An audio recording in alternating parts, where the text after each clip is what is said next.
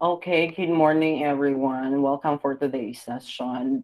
This is all about corporate governance. As we proceed to our discussion, let us all welcome Ms. Larilyn Corpus for her report. So, chapter 1 is all about introduction to corporate governance. So, corporate governance is defined as a system of rules, practices, and process by which business corporations are directed and controlled. It involves balancing the interests of a company's stakeholders, staffs, and customers. Good corporate governance is all about controlling one's business, and so it's relevant and indeed vital for all organization, whatever size and structure. So, ineffective corporate governance is transparent, protects the rights and shareholders, and includes both strategic and operational risk management. It is concerned in both the long-term earning potential as well as actual short-term earnings and holds directors accountable for their stewardship of the business. So, there are three basic principles of effective corporate governance. So, first is the transparency and full disclosure.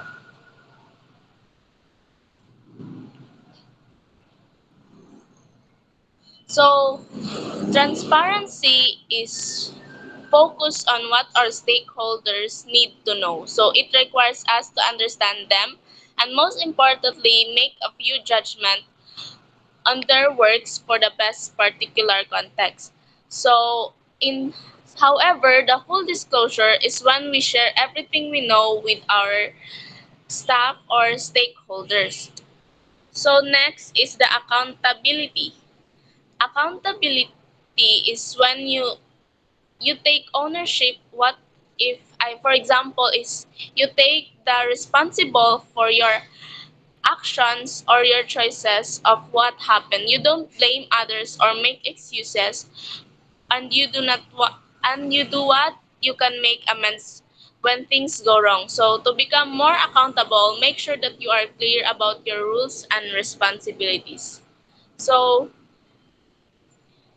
So, the third basic principle of effective corporate governance is the corporate control.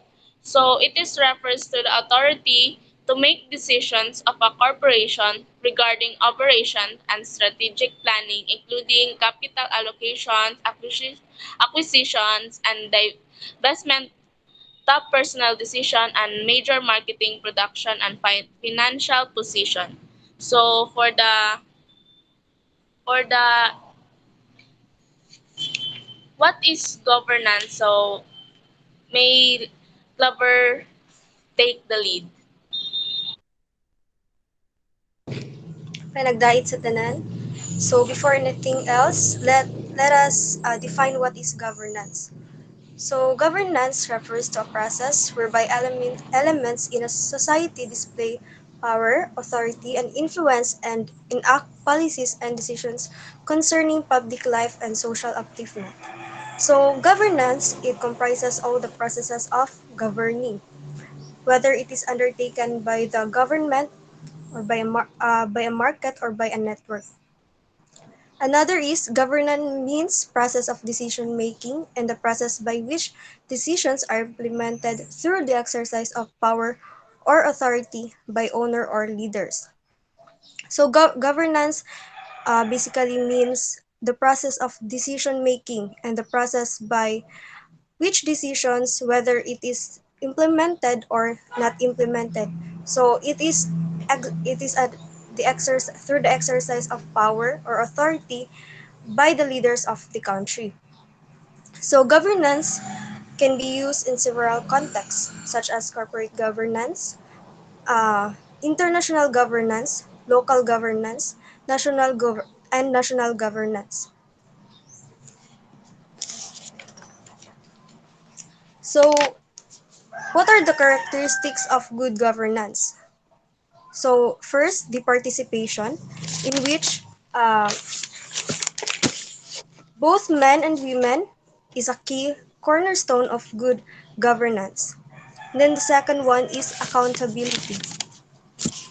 It is a key requirement of good governance. Not only governmental institutions but also private sector and civil society organizations must be accountable to the public and to their institutional stakeholders. Effectiveness and efficiency. So good governance means that process and institutions produce results that meet the needs of society while making the best use of resources at their disposal. Equity and inclusiveness.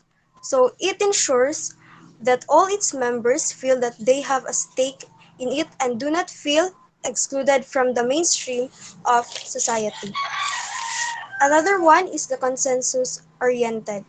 So good governance requires mediation of the different interests in society to reach a board consensus on what is uh, in the best interest of the whole community and how it can be achieved. And then responsiveness. So good governance requires that institutions and processes try to serve the needs of all stakeholders within a reasonable time frame. And then transparency. So what is transparency? Transparency means that decisions taken and their enforcement are done in a manner that follows rules and regulations. So therefore, it means that the information is freely available and directly accessible to the public. Then the last one is rule of law. Good governance requires fair legal frameworks that are enforced impartially. It also requires full protection of human rights, particularly those of minorities.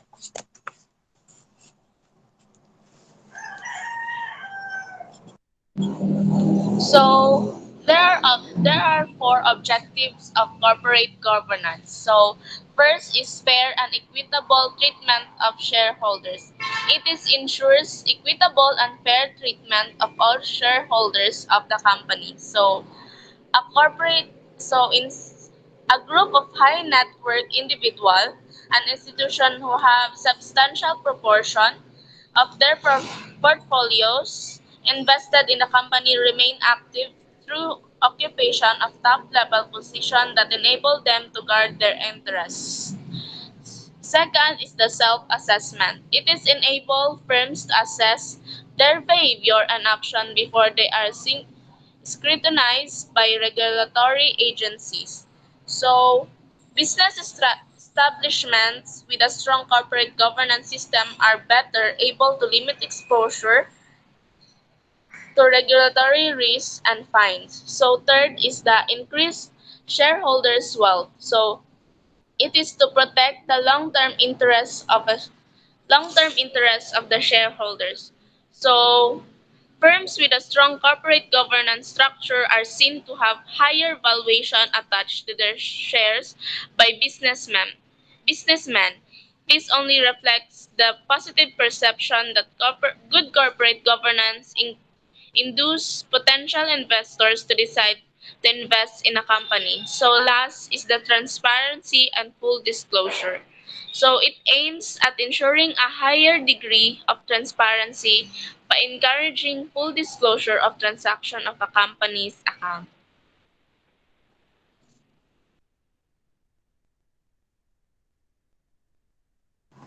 So let's go to the purpose of corporate governance. So what is the purpose of corporate governance?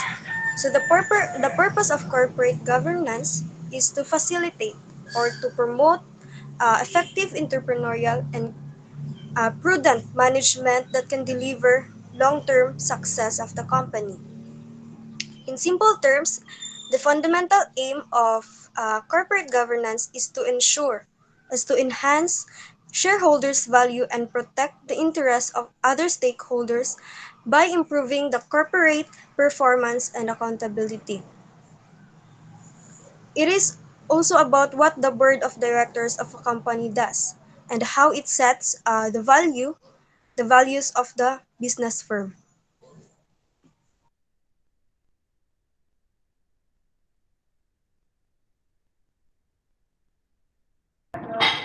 Okay, let's continue the discussion in chapter 1, which is chapter 2, the corporate governance responsibilities and accountabilities.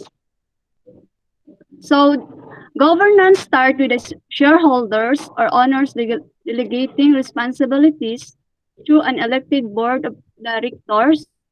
In return to the responsibilities, governance demands accountability back to the system of the shareholders. From internal auditors, the board of directors and its audit committee oversee the management and are expected the shareholders' right. It is important to recognize the management is part of the governance framework. Management can influence who sits on the board and the audit committee, as well as other governance controls that right put into place.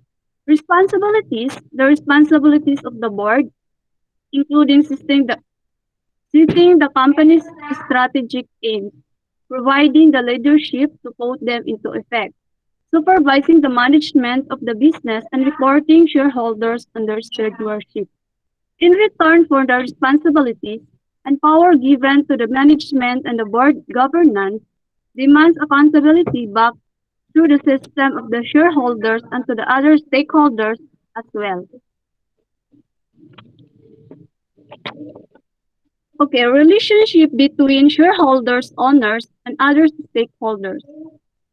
A shareholder owns part of a public company through shares, stock, while stakeholder has an interest in the performance of a company for reasons other than stock performance or appreciation. These reasons often that the stakeholder has a greater need for the company to succeed over a long term.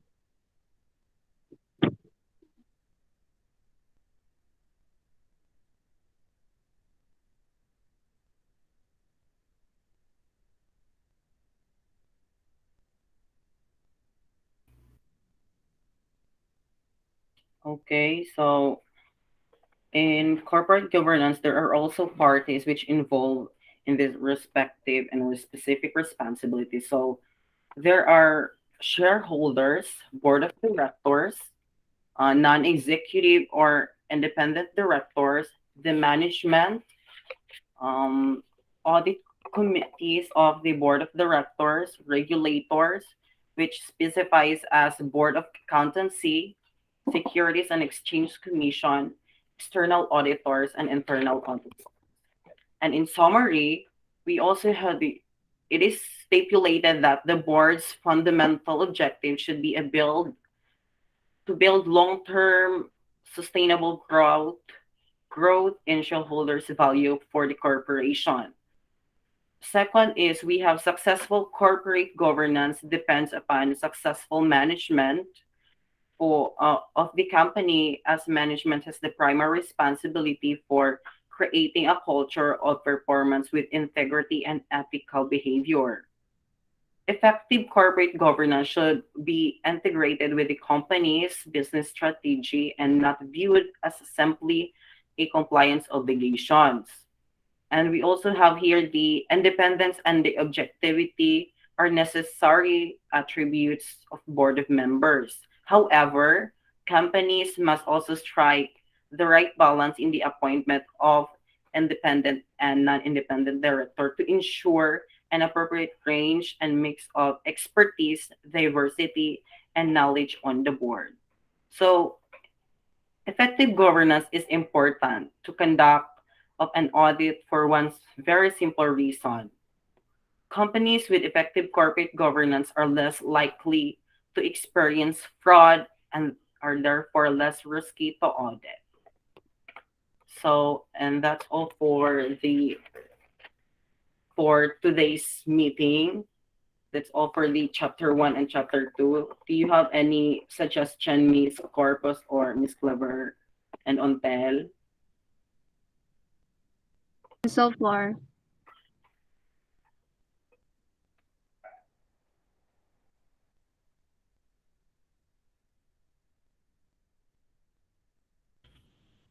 Yes, hello. Okay, None. if Okay, if none, so let's end this meeting. Thank you for listening. Goodbye.